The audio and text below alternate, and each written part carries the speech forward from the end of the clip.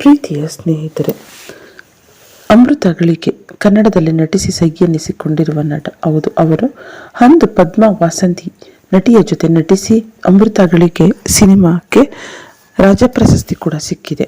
ಅವರು ವಿಮುಕ್ತಿ ಸಿನಿಮಾದಲ್ಲಿ ಅವರಿಗೆ ರಾಷ್ಟ್ರ ಪ್ರಶಸ್ತಿ ಬಂದಿದೆ.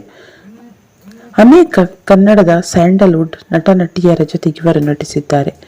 ಬಬ್ರು ವಾಹನ ಸಿನಿಮಾದಲ್ಲಿ ಕೃಷ್ಣನ ಪಾತ್ರದಲ್ಲಿ ಇವರು ಮಿಂಚಿದ್ದಾರೆ.